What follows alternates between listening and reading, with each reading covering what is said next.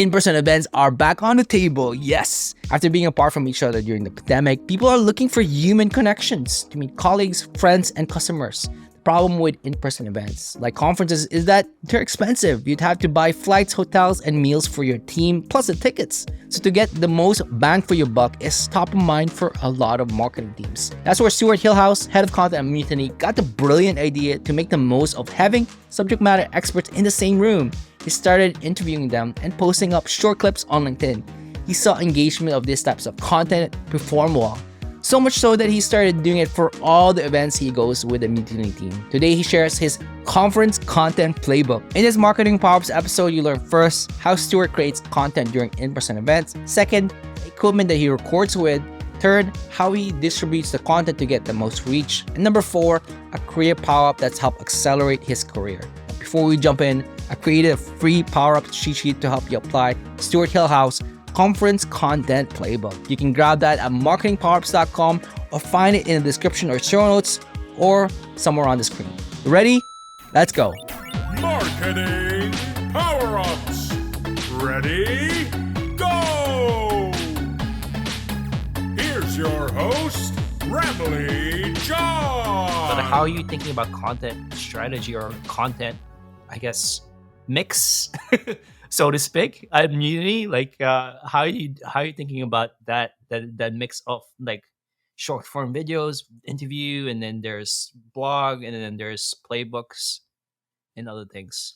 One thing that I have been trying to apply is your strategy is like a very loaded word. No one really knows what it means. It's pretty mushy. It's amorphous. But it's also like super important. And so I was always, freaking out. I'm like, what is a strategy? Like, how much detail do I need to go into? What do I need to talk about? How is this important? And it was simplified to be by Ryan, the head of marketing at Mutiny. And he said, like, stop thinking about a strategy. Start thinking about like, what is the point of view? Like, your strategy is your point of view and your hypothesis of what you want to do that will help you accomplish the goal. And so that like made it much simpler when you're thinking about your content is like, what is our point of view on content and how it's going to be shown to our audience and will turn into leads and sales calls down the funnel, right? And that made it so much simpler for me. I'm like, okay, well, what's my point of view? My point of view is based on to find my point of view. I essentially went through a checklist of like, what does my content consumption habits look like? And then I chatted with other people who are in our ideal customer persona. I'm like, what does your media and content consumption habits look like? And so when I was thinking about it for myself, I'm like, I really now consume more video, short form video, and sometime long form video. I'm talking like 10 to 15, like, 4 to 15 minutes. Let's say that is like, medium length video. And sometimes I'll click into a blog, but I'm not clicking into the blog to read every word. I'm kind of like skimming it to see if there's any cool pictures or like interesting call outs and, summaries and stuff like that. I'm also reading, sometimes thread style, like longer, like microblog style, like, 200-300 words, very choppy and quick hit. Very few long form reading going on in my life now. Same. And I was hearing similar things. You're laughing. Does yours sound pretty similar to that? It is exactly. You're like exactly what you say. More videos, short form, YouTube, rather than reading blogs. And blogs, I'll just be skimming through the headings. This is helpful for me. Yeah, exactly. So it was that sort of like realization that I helped inform our strategy. Again, it's like, what is the point of view? So our new point of view is like everyone, or no, not everyone, but the people we want to reach them in a way that is convenient, but is not empty calories. We don't want it to be just in your feed for the sake of being in your feed with bubblegum fluff. We want it to be like nuggets of smartness wrapped in something that's convenient to you so that you can like consume it on your own time. and give away all of our best ideas so that it's not like a click through. Our friend Amanda Natividad has kind of coined zero click content. Like you just give all of the information up front. You're not trying to clickbait them and say, I, you know, check out the, full post over here. I do that tactic, but I give away 80% of the ideas within the social post or the newsletter or whatever we're trying to do. So that's sort of the high level strategy is like create content in the format that like I would want to read. And so that's sort of how I've adjusted my point of view away from more traditional SEO style, long form written blog posts that live on your website. And your whole point is to try and get people to your website. Now I'm trying to think about how can I get my idea out there and in the minds of as many people as possible of our ICP, and not necessarily need it to be a direct line to website traffic. Even though we have website traffic goals, I want the messaging, like changing people's minds is more important, in my opinion, because it allows us to spread our message, especially in a time right now where it's a really tough market out there. A lot of people who fall in your ICP are probably not ready to buy for one reason or another. They might not have budget. Their team might have been reduced. They are probably just struggling to hit their own numbers. They're not looking to bring on any new technology. And so it's not necessarily about like getting the deal right now. It's about building the relationship so that when the market turns and when cash is abundant and when growth is on people's minds, we'll be like first in line for like, oh, I need that tool. I've been reading their shit for 2 years. I'm ready to buy now. I want to double click on what you said that it's around what we just said earlier around it's gaining attention's easy if you have that mass appeal, which often feels like you call it bubblegum fluff. Like I think that's and providing that wisdom is super important in changing the mindset you just talked a little bit about is really really important there. And I guess where I'm trying to get into one of the pieces that I really love that you're doing that I actually haven't seen as much in I haven't seen any other B2B company do this, which is like I totally love. You're doing like interview style where you're holding a mic, you're in person, and then there's the is it the raccoon? It's the mutiny raccoon Yep. logo. There's one where you're interviewing Colin White from Clearbit, and you're talking about effective growth. What does that mean? Such great. It's short, less than a minute, vertical video, very high level. You're giving gold nuggets of wisdom. I'm curious how that got started. Like, what is? I mean, you have this hypothesis that you're talking about now. You want to create content and how you consume it and how your potential customers at Mutiny consumes it. How did it go from there to like, let's go to events, have this mic with this logo, event interview them, and then post it up as vertical videos. Yeah. So once we had that point of view and the strategy, I was like, okay, well, how do we capture content? Particularly, then we kind of looked at each like format. It's like, okay, we have an engine for generating written stuff. These are our playbooks where we interview B2B marketers, like practitioners, and then they present like a win that they've had, like a conversion win that they've had. And they go through all the levels of like, here was our hypothesis, here was the challenge we were trying to overcome, here were the steps we took, and here's the solution. And so that sort of filled the gap of like written stuff. It's like we've got these good written formats, and we sprinkle in the occasional blog post that's just, classic how-to content and like, some thought leadership and stuff like that. Then I was like, okay, but like, how do we get some video that is differentiated and not just recordings of like Zoom calls or like podcast style stuff? Nothing against that. I was just like not interested in doing it. And so I was like, well, I'm going to a conference, next month. That's part of my role anyways. So why don't I just like buy a microphone? Because I've been seeing other, if you go on TikTok or YouTube Reels or Shorts. YouTube Shorts. Yeah. This is a very popular format Yeah. where you've got the person on the street sort of style interviews. And so I was like, okay, let me just try that. Like I haven't seen that at an event. I've seen very produced event content where people like hire a camera crew and sit people down in a corner and do 45-minute long podcast interviews at events. I'm not interested in that. I want to see if I can just take my iPhone and this little mic and see if I can film 5 or 10 conversations at this conference. And so the first conference I went to, I was totally underprepared. I just had my mic. I'd never done this before. And so the first person I like tapped on, I was like, hey, can I like chat with you for a few minutes and film it? And they're like, yeah, okay. And so like I didn't have a good script. I didn't have a good plan going in. And I started asking these podcast style questions where I was like, tell me about, a challenge that you had. And I tried to get really in depth with them.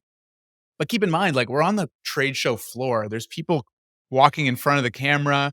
There's like, they're distracted. They're seeing prospects at their booth and they're like, oh man, I should really be talking to the prospects, not this interview kid. So there was a lot of like variables that is different than this style of conversation where you and I booked this in the calendar. We're talking for an hour. Like we know what's going on. And so I learned a lot from that. So the interview, ended up being 2 or 3 minutes and it kind of danced around and I tried to make it conversational, but then the footage at the end, I went to go look at it and, send it to the editor and it just wasn't great because it was the questions didn't match the format I was trying to go after because the finished product is 30 seconds to 60 seconds, soundbite, interesting visual, one thing, like one takeaway. And the raw footage that I was trying to make was like 3 minutes of a conversation that meandered and had a whole bunch of topics that we'd covered on and wasn't tight. And so it didn't make for like, it didn't work out as source material for that format. So then the next conference I went to, I asked like one question repeatedly to 4 or 5 different people and got different answers. And that was a better use of my time. But then all of a sudden when I was posting them on LinkedIn, I was like, oh, well, this is probably kind of annoying for like the audience where it's like they see the same thing 3 times in 1 week. Okay. So now I'm sort of like, refining it every conference I go to. And now I've started to kind of become known at conferences where people are like, oh, I've seen the video. Like, is that the mic? And so that's kind of cool where people are actually wanting to like chat and it's kind of evolved that way. But honestly, it felt like sort of just an aha moment where I'm like, why? I'm at these conferences anyways. Why wouldn't I just film something super low stakes, super cheap? And then, the secret is sort of in making the editing look good and, distributing it in any way. So I'm still like getting better at the distribution and figuring out how to get it out there. But I just saw this format as something that a lot of independent creators were doing. And I'm like, what would one of those look like at a B2B event? And it's been fun. And just, you need to have the personality of someone who's okay going up to people at a conference and nervously asking them to do an interview, but you kind of build that skin after a while and it becomes more comfortable after a while. Before I continue, I want to thank the sponsor for this episode, 42 Agency. Now, when you're in scale-up growth mode and you have to hit your KPIs, the pressure is on to deliver demos and signups, and it's a lot to handle. There's demand gen, email sequences, RevOps, and more. And that's where 42 Agency, founded by my good friend Camille Rexton, can help you. They're a strategic partner that's helped B2B SaaS companies like Profit to Wall, Teamwork, Sprout Social, and HubDoc to build a predictable revenue engine. If you're looking for performance experts and creatives to solve your marketing growth problems today and help you build the foundation for the future, look no further. Visit 42agency.com to talk to a strategist right now to learn how you can build a high-efficiency revenue engine. I love this so much. It's inspired by like what YouTubers on consumer side is doing. I think the one that I recall that's very similar format is like this guy interviewing people who have like really expensive cars, and they ask them, "What do you do, and how did you get here to buy this? I don't know, 500 grand Lamborghini?" And this is such a great example of taking inspirations. I guess what I'm trying to get at is like often we see the same thing in B2B where like another B2B is inspired by another B2B company and we're end up all doing the same thing. And what you've done really well is like hey, I'm going to be inspired by something outside of B2B, at least what YouTubers are doing or Reels or TikTokers. And I'm going to bring this into this space, and very unique. And it's easy to, people, you said people now know you for being this guy. They're really, do people actually come up to you and be like, oh, you're that guy that does this? Yeah, sometimes. I mean, it's a little bit more like I've also started like putting the mic, like I hold the mic in my hand as I'm walking around the trade floor. So And I good. kind of like, I make it obvious I'm carrying a mic, and people are like, "What's that?" And then I tell them about Ah. the shtick, and Right. that's sort of a natural flow to have a conversation. And like, I'm like, "Well, you want to talk about this? Can I record?" But like, literally, I'm walking around with my iPhone XR. Like, I don't even have a good camera on this, and I film works. it, and I've got 5 clips at the end of the Mm. conference, and I send that to an editor, and then So good. that's sort of it. You're already getting into the technical side, like in terms of equipment. You got your phone. What did you end up using for your mic? I'm curious. Like, if people wanted to try this, like, what was that mic that you bought? Yeah, there's a couple different, the style of microphone is called a lavalier mic or a lav mic. And those are the kind of mics that you would see people have clipped on their shirt. And so you can get a wireless version or you can get a wired version. And so it kind of depends on what your budget is. The wireless ones are a little bit more expensive. Um, the brands don't matter, in my opinion. Like, there's, if you just Google like wireless lav mic, just find the one that kind of makes the most sense for you. Some people buy like proper microphones that look like a microphone, or the one that I bought looks like a little Tic Tac. It's a Tic Tac, like the pack that Tic Tacs come in. Like it's like an inch Yeah. by half an inch sort of little rectangle thing, and that clips on your shirt, and it allows you to record stuff wirelessly, and then it just plugs into your phone, and so you can just film. Or if you want to use a fancy SLR camera, it's the same. It's just an audio input. So you can have great audio on a iPhone. The same audio would happen on a big DSLR camera. That's cool. And then who was holding your? Did you have a tripod for your phone, or one of your mutiny teammates was like walking around with you? So it looks like you're a celebrity because you got a camera guy I walking know. around with you, and you have a mic. So Totally. I've tried a couple different things. Going unprepared and just walking around with an iPhone is like the most grassroots, but Sure. inevitably you'll need to find someone to hold the camera. And so what I would do is I would go to someone's booth and we'd be chatting, and I'd be like, "Oh, can you film, or can we film a thing?" I'm like, "Yeah, sure." And then I would have to turn and talk and ask one of their colleagues, like the people who are on the booth. And I'm like, "Hey, can you film us?" And then I'm taking them off the booth. So like, I learned that that's maybe not the best way, because you're like essentially you're occupying 2 people's time Right. who are paying a lot of money to be at that conference and have their booth. And so, that wasn't always the best move. At conferences where I have other people from Mutiny there, sometimes I say, "Hey, can you just come with me for 5 minutes and hold the camera?" They're happy to do that. I think next time I'm going to bring my own little telescopic, like a little tiny tripod, just so I can like have it in my pocket. And it's like, "Hey, can we film?" Great. And I'll just like extend this little tripod, and then, just a little selfie holder, and have it stand on the floor, and film it. It is much more fun to have a film, not a crew. It doesn't need to be a crew.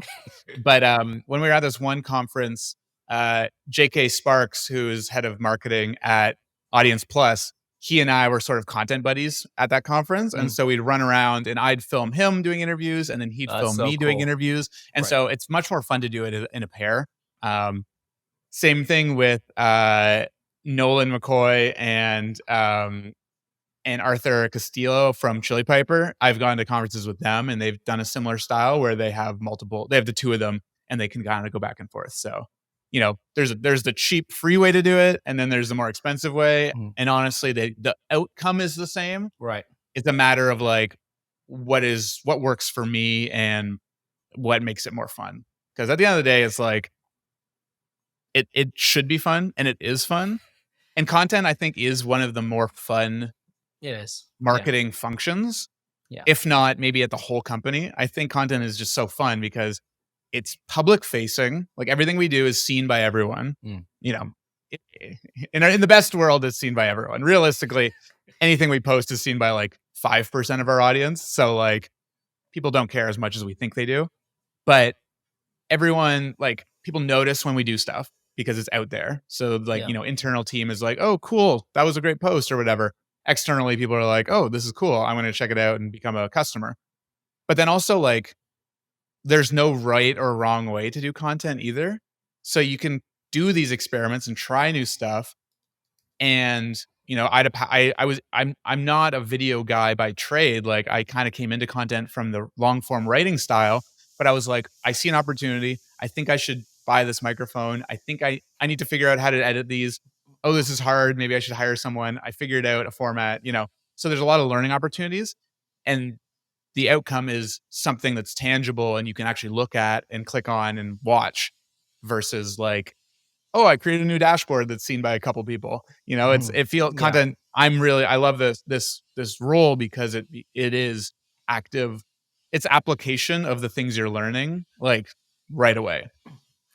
And then you get feedback if it's working or not. I totally love that. And you said something there that's interesting. You mentioned that, you mentioned something earlier where you're like, really marketing is about changing behavior or changing somebody's mindset. And you walking around with this like mutiny mascot, people start attaching that to your personality. And when they're looking for something related to something mutiny can do, you're top of mind for them, essentially. And that's what this, this might not be like the deep goal. It's more so like let's create something fun that is educational, but at the back of on the back end, like it's like, oh, this is fun, this is cool, and we can actually use this product. So I think that's really great. That's why I think the combination of being interesting, whether you do that by being funny or having a shtick or having really clean editing, like there's a lot of ways to get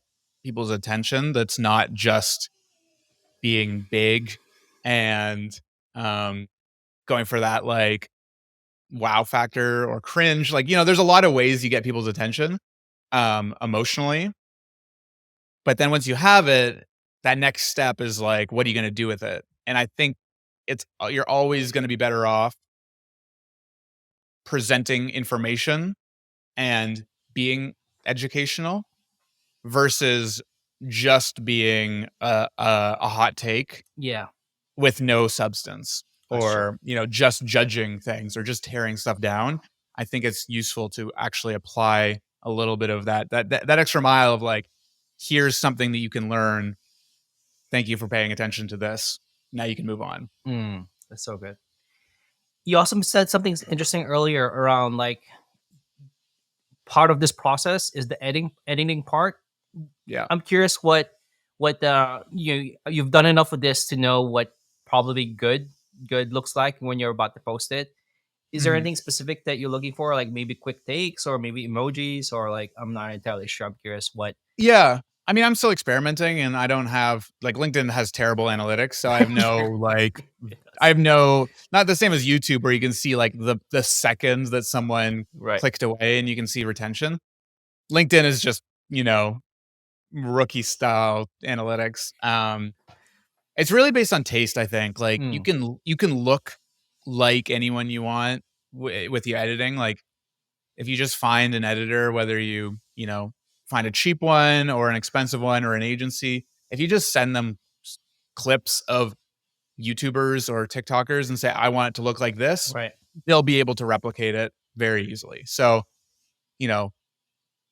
it's a dime a dozen. It's up to you to be like, I want to establish this look and feel and make it our own. And people might copy it, but if you have substance and a noticeable style, I think that's all you can do, and just continue that style and keep it consistent for, weeks and months, and then change it if you want to evolve it a little bit. I would say one of the biggest inspirations I've had for how I want things edited, and this isn't saying that people have, crappy attention spans. I think that's up for grabs. Like that's a null argument. It's like, who cares? Like we are who we are. Yeah. But the thing I want to focus on is like, what are tried and true techniques that the entertainment and media industry has done for years Right. that you can apply to short form video, which just happens to be the format of the times, right? And so one format that isn't popular now, but has been popular at a time is music videos. And if you go watch a music video, go watch like your any pop song or any rap song or any hip hop song that was like popular a couple years ago. Go look at the music. Go watch a music video. You'll notice that there's a cut every 1 to 3 seconds. Like it's fast. It's not like it's staring at the singer for 30 seconds and then cutting to some B-roll and then coming back to the singer. Like it's a quick clip of the singer from close up, then it's a B-roll shot of some dancers, then it's a wide shot of the band, and then it's an overview shot of the drummer, and then it's tight in on the lyricist again, and then it goes back to B-roll, and then it's like, they just have so many camera angles and so much footage, and it's super quick, and that's what and then it syncs with the music. Like there's a lot you can learn there from just editing. And so a rule of thumb, and this is, you can overdo it. Like some people, you'll watch their TikToks and it's like, it zooms in on their face and then there's an emoji and then there's B-roll and then it zooms out. And it's like, there's a lot of dopamine stuff going on there. And so I don't think that that's actually necessarily good taste if you're just like throwing emojis just for the sake of like, oh, I saw a popular TikToker use a ton of emojis. We're still representing a B2B brand. So we want there to be some type of like thoughtfulness and tastefulness. And so I think you can balance that where you're like, okay, I see the tactic they're using here, and I'm just going to apply our filter of good taste and, style and try it in a different format. And so, yeah, I think the quick cuts make sense, but I roll my eyes and I lose trust when I see, unnecessary, like, use of emojis and editing just because that's, what they thought they should do. I really feel like what you're doing right now should inspire a lot of B2B marketers, where you're taking a lot of inspiration outside of B2B. You looked at like those YouTubers, those TikTokers who are interviewing rich people. Now you're talking about music videos. Like, I really love this. I feel like for the longest time, even now, a lot of B2B marketing is like, they look very similar, and you're taking a really different approach to this. I think if there's a takeaway from people who are listening right now, go get inspired with something outside of your work and take that to your work. And that's what you're doing really well here. Thanks, man. And I think you can apply this like in a smaller way. It doesn't need to be starting a new whole content format. Like there is a big lift and a commitment that needs to happen if you're, let's say, starting video and your company has no video resources yet. Like that's a big step. And so there's like ways of like tiptoeing in that I think is important for people to try out. So let's say you've got already a ton of blog post content and you've got a huge deep library of that.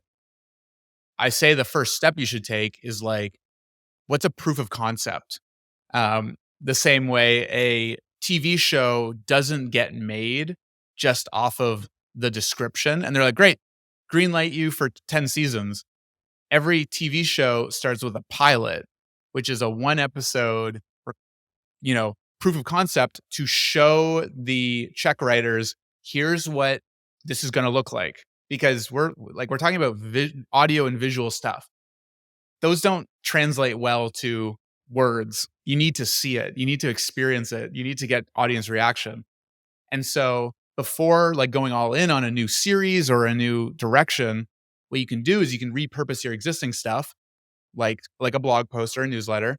And what I'd say the step would be is to then, record yourself or whoever in your company you're going to have as the face, and do it like super low budget. Like use your iPhone, use your existing office setup. Like I don't even have anything on the wall compared to you. Like your office looks great. I don't even have good lighting. Do it low cost. Right. Try to get it as close to it as possible without spending too much money. Maybe you have to edit it yourself the first couple times just to try it out and see what's possible. And then and then show that around to your company and like get buy-in on that episode, that pilot, to be like, here's a new pilot I want to try. Is everyone okay with this? Versus trying to get buy-in from your CEO or your head of marketing with a concept. They're gonna be like, I don't know. They're gonna just, their immediate reactions no, because they can't see it. But if you go to them with a 30-second, 2-minute long video saying, here's a new series I'd like to launch. Here's the first episode. Can I have a couple $1,000s to get the next 10 episodes done? That's a much easier ask. And so that's what I'm doing. That's what I did with the raccoon mic at conferences. And I was like, I originally did it with no microphone and just interviewing people with my iPhone, and it like was good enough that it was like, oh, this is cool. Yeah, Stu, go to the next conference and up the production quality a little bit. And so now it's like it kind of snowballed a little bit. But I'm doing that, and as we speak, with like repurposing written stuff and turning it into a video format. And so I'll keep you posted on that. But that's so sort cool. of just like the stages of getting a pilot and a proof of concept done, so that people are interested in committing to that new format. That's so cool. I really love what you're doing here. Is there a name to? I'm not sure what this would be called. Interview, TikTok style interviews on events. Like, do you have a name for this new? I don't know what this approach is, but if you had to give it a name, what would you call it? This is my opportunity to coin something. Yeah. Oh man, I didn't come prepared with a cool name. I mean, that format has a name. It's like, I think it's Billy Eicher, who's like a comedian. Gotcha. I think he called it like Billy on the Street for a long time. Right. He's for sure not the first person to make interviews in the public on the street. True. But I think, it's been turned into like Man on the Street. Man on the Street. So like, that's so good. On the street interviews. On the street interviews. That's it. On the street. But I'm like, I'm in conference hall. I'm in air conditioned conference centers. So, cool. I need to come up with a better name than conference floor interviews or something like that. So, now they're fun, and it's just a cool way to meet people in real life. That was sort of, another thing just to throw out there is like, you haven't gone to an in-person event this year, get out there. It's so much more fun than just doing LinkedIn. Like you need to meet people in real life. Like you and I haven't got to meet in real life yet. We've had a number of phone calls and chats. But like when I finally bump into someone at a conference who I've LinkedIn'd or like, chatted with or seen in the ether, you're just like, oh, you're a real person. You're cool. Let's go eat lunch together. You just get so much more out of relationships when you see them in person. So would highly recommend you get out there if you're feeling like the keyboard lifestyle is taking its toll on you. So good. I love that. I want to shift gears and talk about career power-ups. Those are things that help you accelerate your career. Now, you've been in marketing for some time now. You in fast-growing companies like Mutiny. You were also at Demand Curve before this.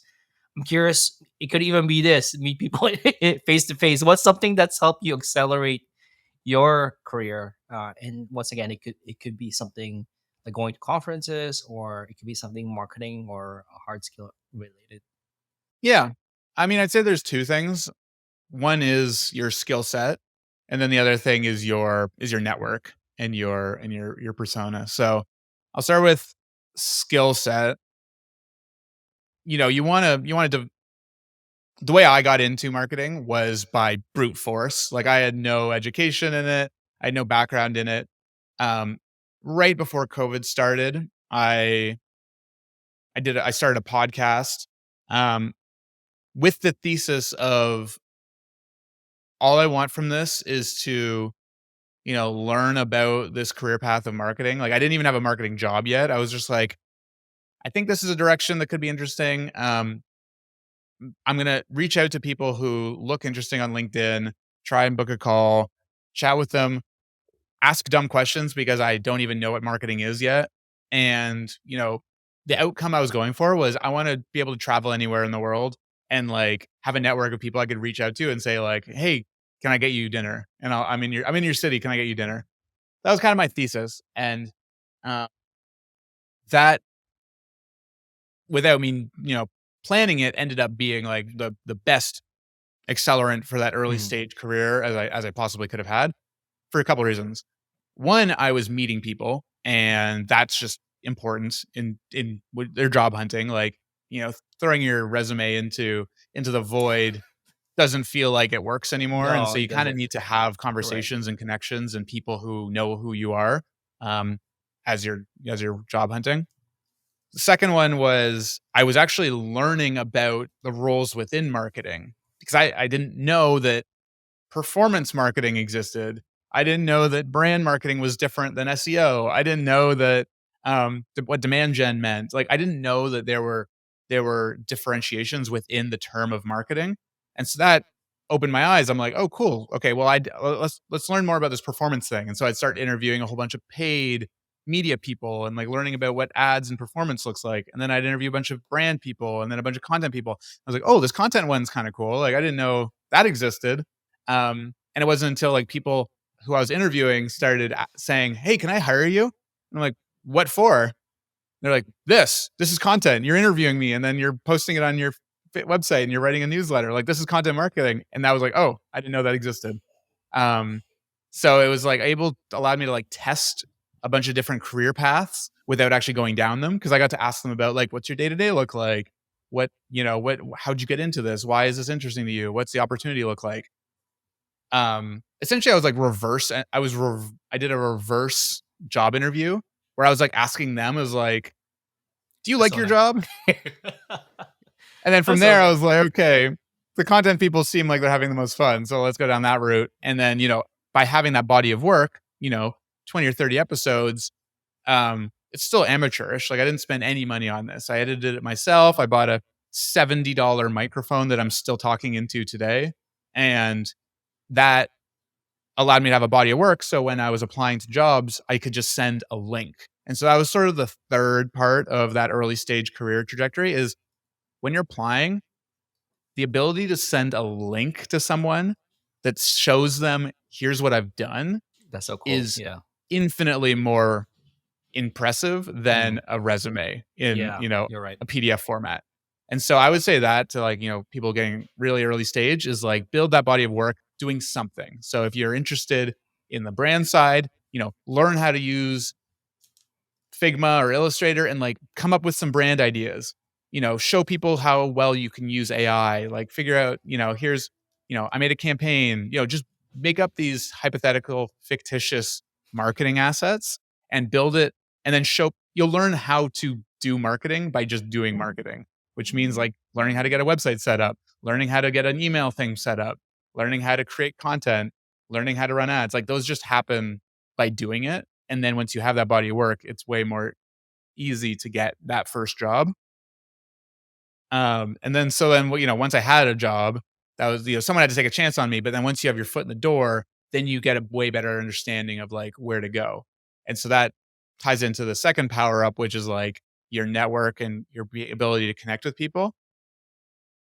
I still do this, and you do this as well. Is reach out to people who are your peers, so people who are at the same level as you, and just say like, hey, I want to just chat about our jobs. Like I'll share with what we're doing, and I would love to hear how you're doing this, and like just purely connect with people just to have FaceTime with them. And then the second part of that is also connect to people who are like a year and a half to 2 years ahead of you in the direction that you're interested in, and try and learn like what it takes for you to move into that next role, or if that next role is even interesting to you and what their challenges are, so that you can have a better understanding of what's worth paying attention to, what's worth focusing on, and what's stuff that you're actually pretty good at.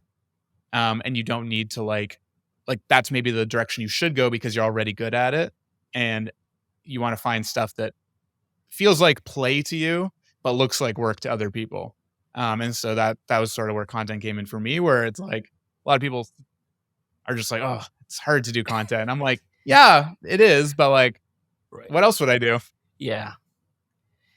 That's so good. I resonate so much with what you said about it's so much more powerful and effective when you can share something that you've created to somebody and be like, hey, here's some of the stuff that I've done on the side, and like imagine if I was working at your company, what I can do. And I feel like that's exactly what we talked about just earlier around all the stuff that you're experimenting with Mhm. and really like helping build out what you're about to do next.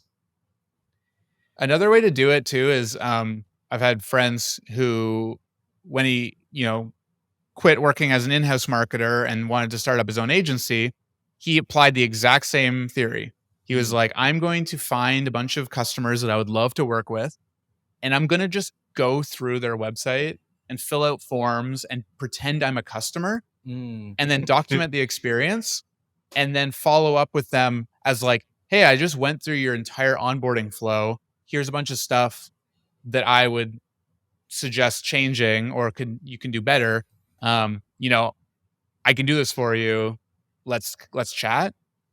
Worst case, they say no or ignore you, in which case you've already documented a marketing case study, and you now have assets, and you just put that on your website and you're like, here's what I would have done if I worked for so-and-so. And, that's how you can build up a body of work while applying to jobs or trying to get clients. And so, it kind of works both ways. That's so good. I love that. One final question. If you can, so I asked this a few times, but like, really, like, if you can send a message back to a younger version of you, a younger version of Stewart, it could be any kind of advice. Once again, it could be, start that podcast sooner or say hello to more people. What would be an advice you'd give your younger self who might be starting out in marketing and like really trying to figure out like what is next for that person? Yeah, I guess advice I'd give to my younger self starting off, getting into the marketing industry and, just trying to find that, is what the first thing is, pay attention to the things that you think are fun. And I've kind of mentioned the word fun a few times. Pay attention to the things that you find to be fun, and like find ways of doing more of that in the current role you're in. So you might not be in the role that like makes the most sense, but if there's a part of that, or you see someone in the company who's having a lot of fun, like find out how you can work with them and do the thing that they're doing as well as the thing you're doing. I think that's sort of like an underappreciated thing, and that I'm learning too. Like I've had one in office job, and since then I've been fully remote. And so now what I'm learning is like remote's great for, being wherever in the world you want to be, but it's really bad at is like developing deep relationships with your colleagues and becoming known within your company as someone who's cross-functional and good to work with. And I've been, told by a number of people that like, as you progress in your career, it's about your skill, but like everyone who's 5 years into their career, probably who's still around probably has, within a couple degrees, the same amount of skills as you, or else you wouldn't be at that position. So the differentiator at that point is like, do people in the company want to work with you? Have you worked outside of just your bubble of like, oh, I just do content? It's like, no, have you ever done a cross-functional project with someone in product? Do you talk to your customer success team? Does the CEO have any idea what you do on a day-to-day basis? Do you have any relationship with them? Like, these are the things that actually like helps you progress within a company, but also, sets you up for the next thing or the next company, because you actually have a better grasp of like the landscape. And so that's something I'm trying to, figure out. I'm by no means, good at this yet, but what I would say to my younger self is like, don't be afraid to book time with your colleagues, to have 15, 20 minutes to shoot the shit and like learn what they're working on and find way, and like maybe bring a little bit of something that you've prepared for them that they can use. There's like so many ways you can do it. And so it's about, having relationships internally and externally, but it's also just about like expanding your horizons and learning how a company works and what other people do in a day-to-day. I think that's really lost in remote work. And so that's something I'm trying to work on as someone who's probably going to be remote for the foreseeable future, is like, well, I want to have fun with other people, not just by myself. And so, and I repeated the word fun again there because it's like, it's going to be a long career. Like we're going to be doing stuff for a long time. And if you're just typing away and then logging off, and then, that's no fun. So I want to do stuff that is like, equal parts fun and productive. I find that to be my zone of genius, when I'm like feeling like I'm doing something productive and I have something tangible that I can finish with, and the process was fun. Like I don't get any type of joy or satisfaction out of the grind. Sorry, big loud noise there. I don't get any satisfaction out of the grind. Like I can do stuff repeatedly and consistently if I find it to be fun and rewarding. But if that fun aspect's gone and it's just a bummer, I know myself, and I know I'm going to give up way too early. Yeah. So there needs to be something in there that is like a trickle of fun, even if it's a crappy thing that I'm working on. I feel like there's such good insight here about like doing something that you find fun, because if you find it fun, like people will especially the audience will find it fun, hopefully. But I think the opposite is even true. If you're doing something that you don't find fun, I think it's super obvious, especially if you're on video. But even when you're writing, like this guy is not having fun, and this piece of content is obviously like created for, I don't know, SEO keywords, and there's no funness in this, and that's because of that. Like I think it's not like great content. I feel like should be fun, and because fun, we're not just educating people with our content, we're also entertaining them, a huge piece of it, and funness is super critical to our work. And I think that's going to be the differentiator as we start figuring out, as AI really takes over our industry. Yeah, is it's great at regurgitating. It's better than me at, I can't write a blog post in 2 seconds. Like it can. So, the next version of AI is going to effectively replace the need for me to like be a good writer. I definitely recommend people still be good writers, and like writing is awesome, and it's a way of clarifying your thoughts. I don't know how AI is going to impact, written content, video content. Like I can hypothesize, and I'm using it actively, trying to be in the know of how to use it and like and be part of it. But I think the major differentiator is going to be like, it'll free up your time to be more fun and interesting and insightful than just the busy work of having your fingers on the keyboard pounding it out. Like if the work's done, what is the human's work? The human's work is to make it relatable and interesting and topical and timely and funny and cool and tasteful. All these things can be AI replicated, but at the end of the day, it's up to us to become like those curators of like, yes, I could go that direction. It's the same number of keyboard clicks to go that direction, which is cheesy and loud and fake and weird. Or I can choose to go this direction, which is clean and tight and nice and fun. Like those are decisions that we get to make, and AI is helping us.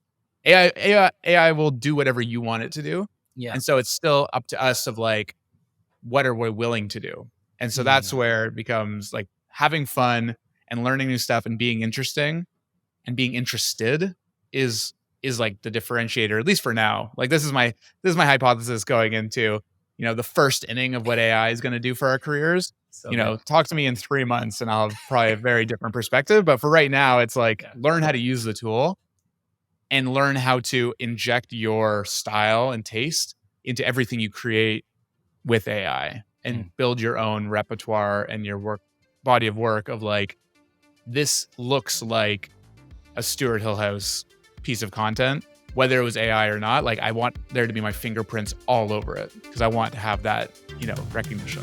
If you enjoyed this episode, you'd love the Marketing Powerups newsletter. I share the actionable takeaways and break down the frameworks of world-class marketers. Go to marketingpowerups.com to subscribe, and you'll instantly unlock the 3 best frameworks that top marketers use to hit their KPIs consistently and wow their colleagues.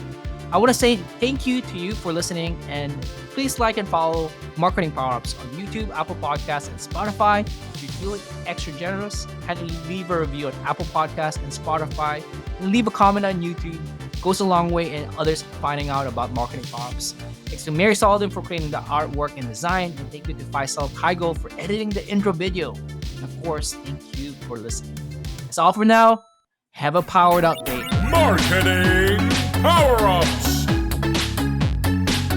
Until the next episode,